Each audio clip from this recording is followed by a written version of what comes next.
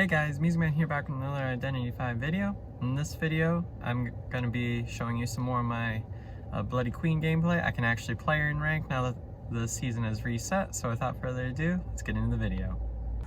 Alright, so the first match I'm going to be showing you guys is on Lakeside. As you know, Lakeside is one of my favorite maps to play as with Bloody Queen, and I've got the new skin and accessories, so I'll be able to show you guys some of that as well. So I'm just kind of making my way, looking around, keeping an eye out for my tinnitus that's going off. Now, there were some nerfs to Bloody Queen that did come into the game, and I think this match shows a couple of ways how this hurt Bloody Queen, but I'm just going to show you guys this game right now. And I start off by getting a nice early hit on the Gravekeeper. So some of the nerfs that happened to Bloody Queen was her movement speed was slightly nerfed, and the duration of her mirror has been shortened. Overall though, it takes the same amount of time to take to place two mirrors as what it did before, so I mean, she's still definitely viable. This doesn't kill Bloody Queen, but she still requires a lot more precision. So the Seer used his owl there on the Gravekeeper, but I still end up getting a nice quick down, and right now I'm in pretty good shape for early game. So now at this point, I'm taking the Gravekeeper, trying to get him to a centrally located chair. When choosing a rocket chair, I like to choose ones that are either close to a specific cipher that I know is being decoded, or a cipher that's in an area where if you need to, you can easily get to many different ciphers. So I was seeing if I could double hit the Rescuer there, but he elbow pads away and he's gone. But you know me, I want to keep my progress going with this one survivor, so I'm just going to keep chasing him around. Now, it's kind of tough when a Gravekeeper tries to juke you out, just with the trail that was already in the game for him makes it easier for him to juke, but I do end up downing the Gravekeeper. So now I'm going to take him back to the chair again. The Mercenary is injured, so I was predicting that he wouldn't want to attempt to save. Now, it's really important that I get rid of that super portal, because if the Gravekeeper has Tide, he can easily get away, so I just want to get rid of that. And I see the Priestess is here, so I want to get a nice early hit, rush to the rescue there. And I'm working on downing the Gravekeeper once again. It looks like the Priestess was using a Kiting Persona or something, because there was no Tide. That could have stalled quite a bit more time for Cypher Rush. However, see, if that mirror was a little bit longer, I could have switched with it to be near that Cypher, but right now I'm just looking for ciphers that are being decoded at the moment. One thing that's really nice about the accessory is it makes the Cowboy's job more difficult. If you have an inexperienced Cowboy, it can be really difficult on them if the Hunter has a accessory that changes carrying animation. And that was a close hit there. If I was positioned just right, that could have hit. But still, at this point, my number one concern is the remaining ciphers, so I'm trying to make my way around. And I see the Seers over here. The Mercenary's working on a different cipher, and his is near the finish, so it's really important that I start putting pressure on the final ciphers, and I do get that hit right before the mirror is finished.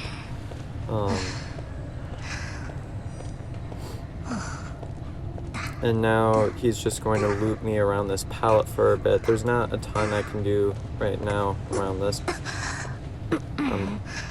pallet, except try to chase him, try to fake him out there, but I do end up downing the Seer, and I'm going to stick him right on a rocket chair. So there's still 2 ciphers remaining. The mercenaries one is almost complete, so it's about to be the final cipher. I end up teleporting over here. I knew that he was decoding at this cipher because there was like the super portal there, so I figured a survivor was over there. And he was able to fake out this mirror really well. And to everybody that says that the nerf did nothing, look at that. The mirror went out mid-swing. If that was pre-nerf, that definitely would have been a hit. But the priestess was able to rescue the mercenary, pop the cipher. So now I'm just trying to get a draw at this point, looking for a survivor. I know my tinnitus is off, so somebody's around. And I see priestess over here, who actually probably could have gotten away with hiding, but whatever. And I end up downing the priestess, but that just kind of shows you a little bit of some of the ways the nerf hurt her. She's still very, very good hunter. Just, you saw with the mercenary, I had a relatively more inefficient placement of my mirror, and that ended up costing me the hit. And this match is going to be a draw. So now we're going to move into the second match. It's really nice that the season reset came around, so I can actually post more Bloody Queen videos, because before Bloody Queen was banned every time, and I have to wait like a week before I get 3 games with Bloody Queen, where they'd actually ban someone like Bonbon or something.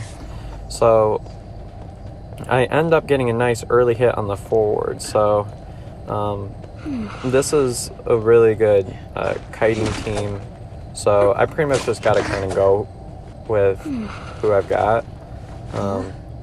I end up, Patroller is really good against forwards, so I'm going to end up patrolling him here.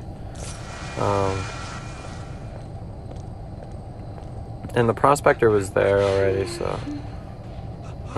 see, look at that. The Patroller ended up allowing me to get a super, super early first down. I'm looking around for the Prospector. I was wondering if he was going to try to attempt a stun there. But the charge ends up running out, and I'm going to take the forward to the chair for the first time. You can see that carry animation, that changes.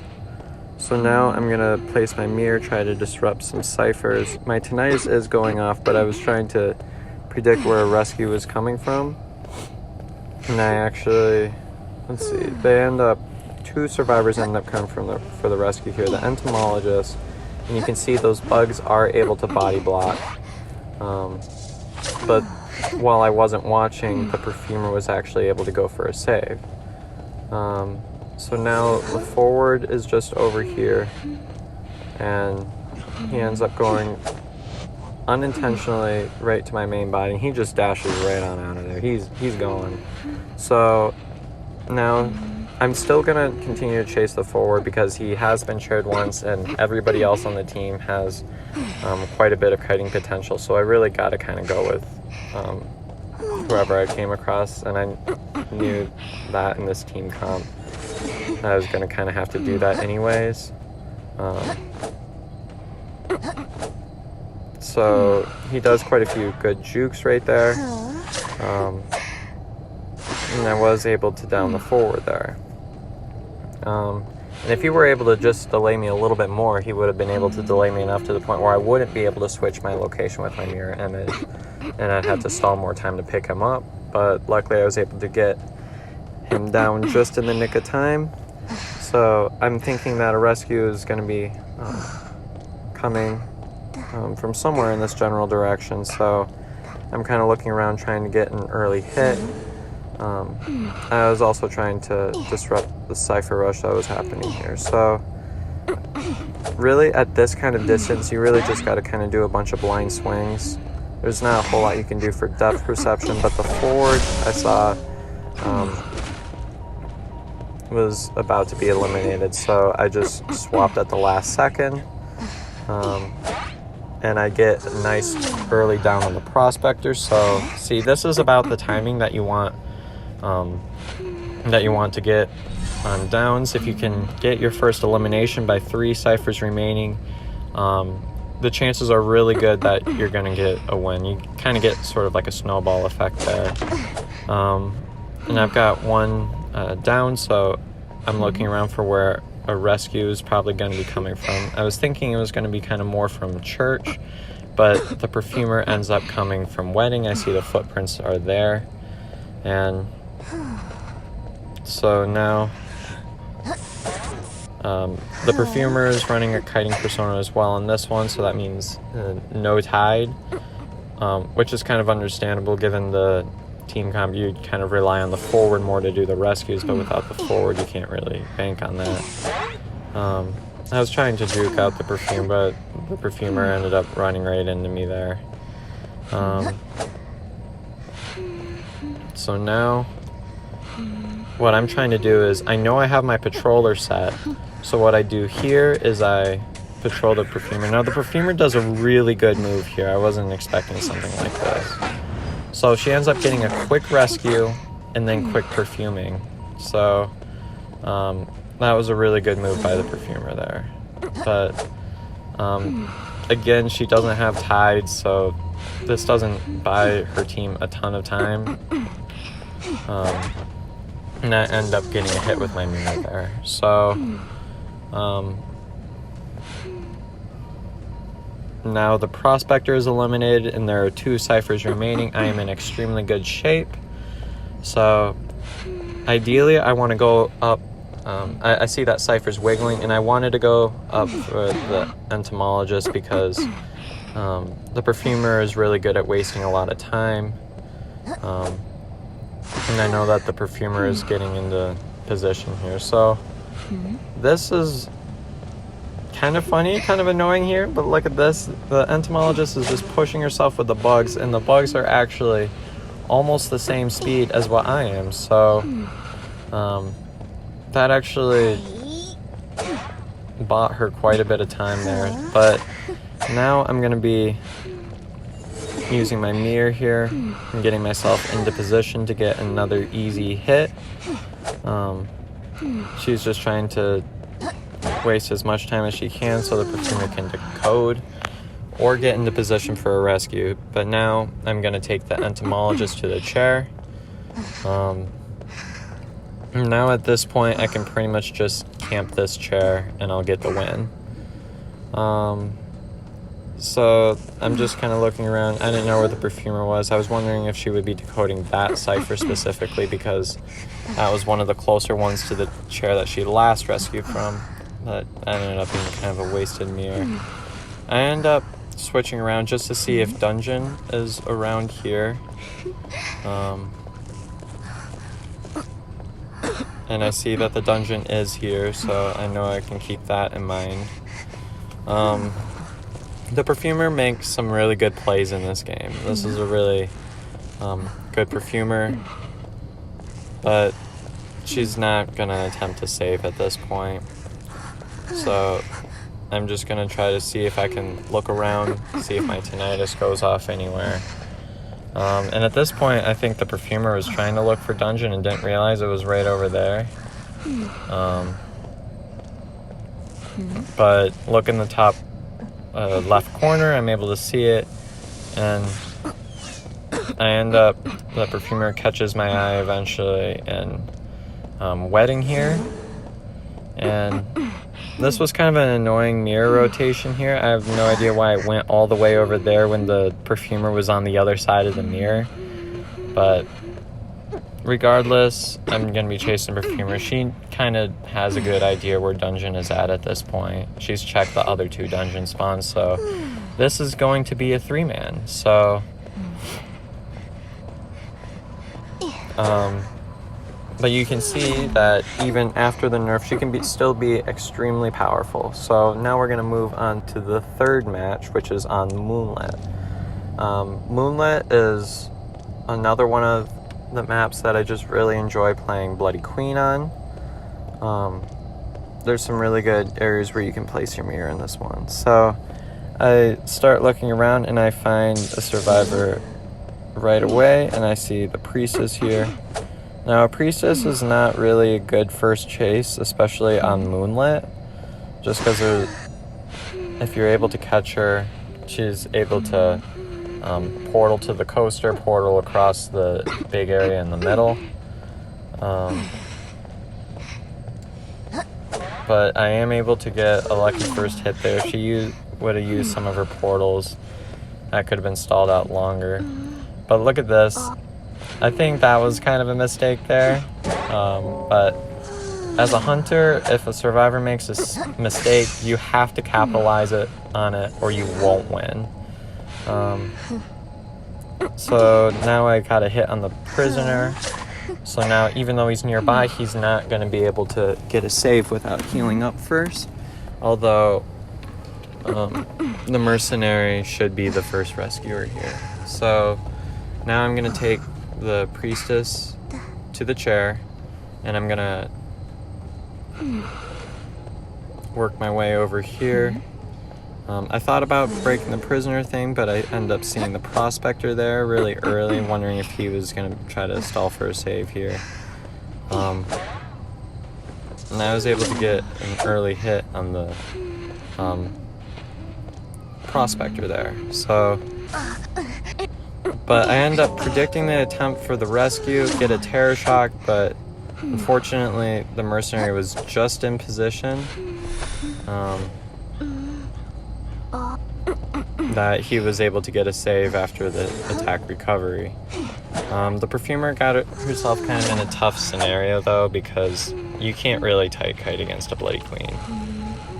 So I just go ahead and break the prisoner connection and take the priestess to the chair once again. So the prisoner since then was able to heal and get himself back up. And I was predicting at this point they were maybe trying to heal, but maybe the mercenary was going to try to get a rescue in here. I didn't see the cipher wiggling, although they were healing right over there. But as predicted, the mercenary was going to go for a save. And that's alright with me, because you can see here, if I rush the rescue fast enough, one, I got a double hit on the rescuer, but two, he doesn't have tide, so I don't have to wait 20 seconds to get my next down. But the priestess did do a really nice portal there, so that's annoying. I'm just going to end up swapping with my mirror image, and unfortunately this placed me inside of the tent, but I'm still not going to give up this chase because I know I need to down the mercenary. Someone's going to have to heal, not down mercenary, down the priestess. But the mercenary is going to need to get healed up, so I've got plenty of time to chase this priestess for a little bit to continue my chairing, and right now I've got her kind of pinned here, and I'm going to take a few swings and miss, but it doesn't really matter because I'm going to be able to get her down anyway and continue the chairing process. There's only 4 ciphers remaining, so I'm in pretty good shape here. I've had times where I've been able to get wins when there was only 3 ciphers remaining, like right now, but now the priestess is eliminated and the mercenary does not have tide, so that buys me a lot of time to be able to do some chases right here. So notice how I just kind of don't really play into the tight kiting game there, although it was annoying. See, again with that nerf, that hit could have had the potential to go through if that nerf wasn't in place, but it is, and I know there hasn't been much decoding going on because of the fact that the mercenary is now at full health. So now I'm gonna go ahead and take the prospector here to the chair, and now either the prisoner or the mercenary is going to have to attempt a save. I'm predicting, at this point I was thinking it's probably going to be the mercenary since the prisoner doesn't have a lot of rescue potential, but now I'm just kind of looking around trying to figure out where that's going to be coming from since I don't really know where the healing was. So the mercenary is using their elbow pass to try to get there quickly to try to save before half, so but I'm going to be able to get another down here quite fast. The mercenary is double hit, so now all I need to do is, again, using that mirror rotation, I'm gonna swap places here with my mirror. No, again with that nerf, if that nerf wasn't in place, there would have been a good chance that I would have been able to attempt that hit there. So this is buying the Prospector a lot of time. Unfortunately, I wasn't able to get back quite enough, so that was a pallet stun. That was pretty close, but I'm going to use my mirror and sort of try to trap him in this area, and I successfully get the down. So now the prisoner needs to either heal up the mercenary or go in for a rescue himself. Either way, nobody should be decoding unless if that cipher is nearly primed. So,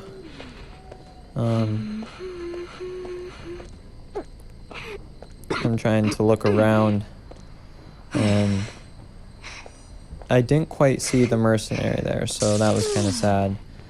But the Prospector is almost downed. So I've got this in mind, so what I do here is I throw down my patroller, since I know this is going to stall me more time, and I'm able to get a hit on the mercenary. Now, I was able to get a hit before his sort of built-in last effort was took effect, so now I'm able to spend as much time as I want chasing the mercenary, and I end up getting the down really fast. And his passive ability doesn't work if you get you hit him above one full.